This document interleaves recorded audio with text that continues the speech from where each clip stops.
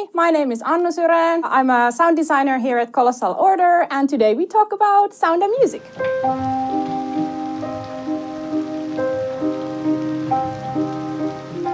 I have a teacher who always says it's pointless to talk about sound because sound is something you can only experience. I see sound as a very different kind of experience than seeing things.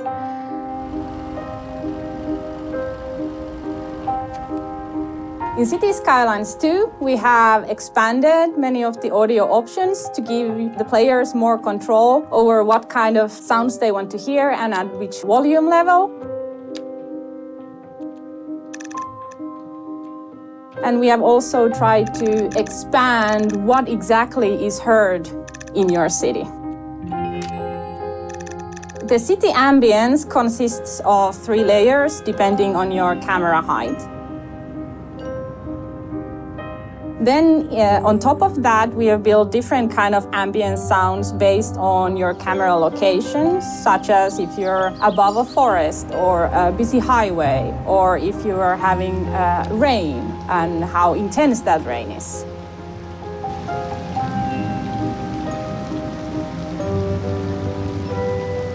On top of that, many building sounds react to simulation conditions such as weather. So cold weather outside the parks might sound different, or will sound different, I guess. Not might. I should know. I made it. I've lived, I don't actually live in Tampere, but really close by, but my heart belongs to Tampere always. But I've lived here since I was 16 years old, and I did a 1-year stint in Helsinki, and then I came quickly back. I just love this city. I love the red brick feeling and the old factories. We're now here in literally middle of Tampere with the trams in the background. And it was actually very nice to be able to enjoy them in the city. They are fairly new. When you had to design things you don't have access in real life, it always gets a bit more complicated. So it was nice to be able to see and hear the trams in real life here. And I think they're also pretty fun.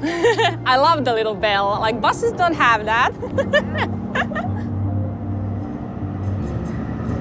I take inspiration everywhere around me, and especially since we are dealing with a city builder, so I pay a lot of attention to distant sounds. I find it easier to replicate sounds that you hear really close, but it gets a bit more difficult when you're hearing things that are really far away, but you still hear them, like traffic, because you have an individual car.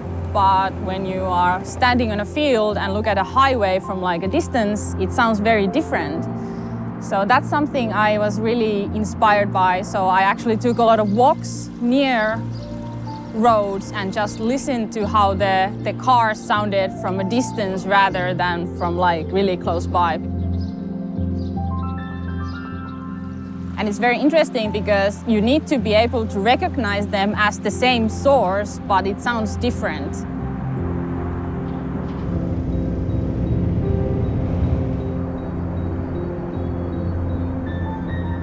So for example, if you hover over a residential area, it sounds a bit different close by than when you take the bird's eye view and it's mixed with wind and sounds like that. Making audio for City Skylines 2 gave me 2 big challenges: the number of audio sources and the transition between near and far sounds.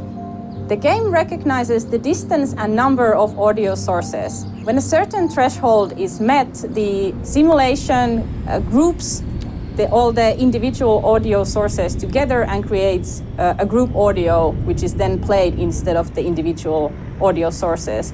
And this is to prevent the audio from becoming too cluttered, so you can actually still hear all the relevant and interesting things.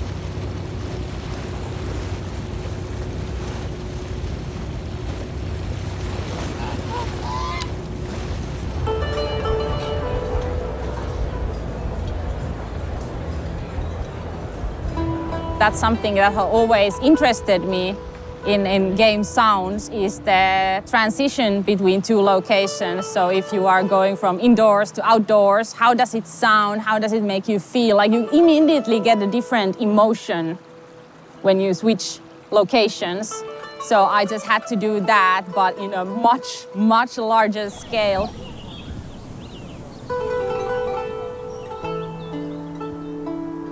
That was one thing that really I wanted to highlight in City Skylines 2, because when you move from like a busy city center and you pan your camera out over the water or into like a serene forest, how does the soundscape actually like change? Those have always been the things that interest me the most. The fact that the camera can move fast.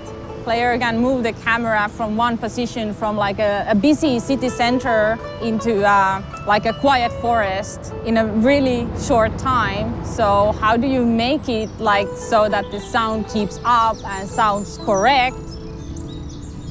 That's something I also had to, with the help of programmers, of course, figure out.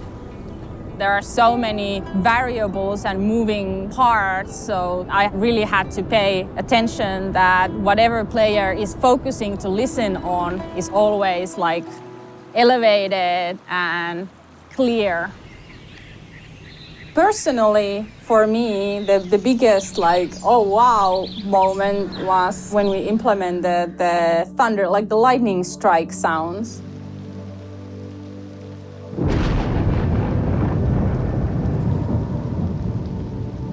And they actually have a small delay, so when you see a lightning strike in the distance, the sound actually has to travel for a while before you can hear it.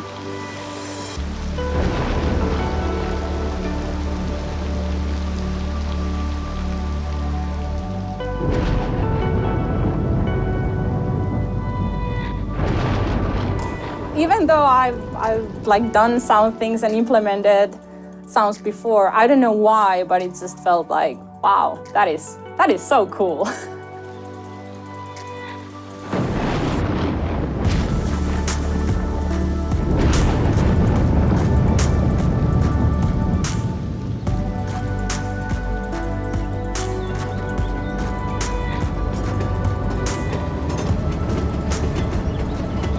I'm a problem solver. I like difficult things. I like my games difficult. So I definitely enjoy the challenge, even though it can feel a bit frustrating and headache-inducing. Like I mentioned earlier, I just love the feeling when it sounds just right. It's not something I can like pick apart what makes it right. And I firmly believe that sounds are a big part of like emotions, and that's why it's important for me to feel things when I design sounds. Of course, they are there to portray information, but they are also like carriers of emotions. And I hope that players can feel what I felt when I heard the sounds.